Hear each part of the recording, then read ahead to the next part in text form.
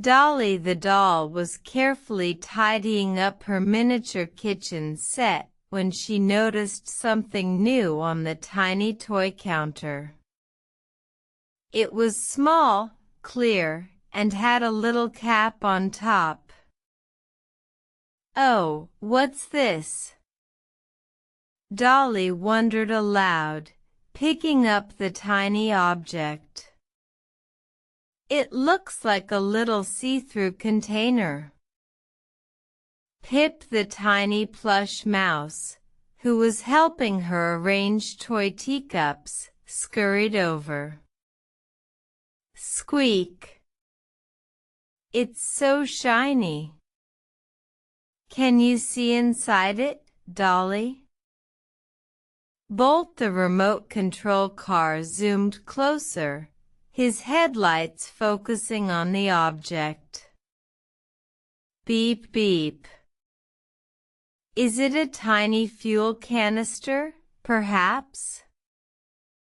For a very small engine?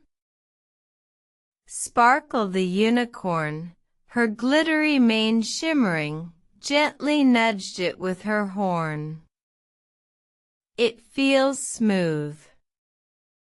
Maybe it holds magical dewdrops or tiny sparkling stars? Professor Paws, the wise teddy bear, who was reading a book about recycling, looked up with a smile. "Ah, Dolly, you found a miniature bottle. That's a very useful item indeed." "A bottle?" Captain Awesome the action figure repeated, rappelling down from a nearby shelf. "Is it for carrying important secret messages across the playroom ocean? Or perhaps a tiny portion of super energy drink?" Professor Paws chuckled. "It could be used for those imaginative things, Captain. A rail bottle is a container, usually made of glass or plastic, with a narrow neck and an opening at the top, designed for holding liquids. You might have a bottle of water, a bottle of juice, a bottle of milk, or even a baby's feeding bottle."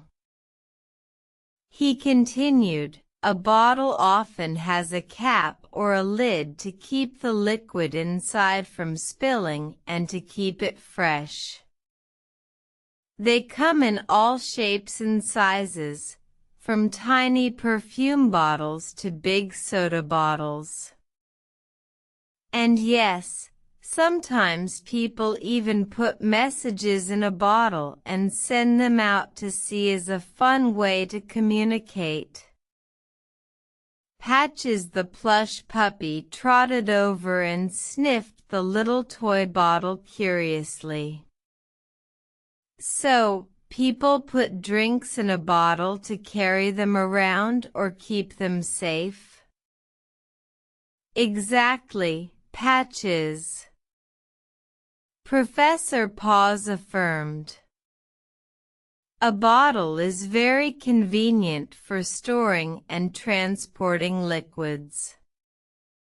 And when they are empty, many types of bottle, especially glass and some plastics, can be recycled to make new things, which is very good for our planet." Dolly looked at the tiny toy bottle in her hand. "So this could be a pretend bottle of juice for my tea parties, or a bottle of milk for Sweet Pea, my toy baby."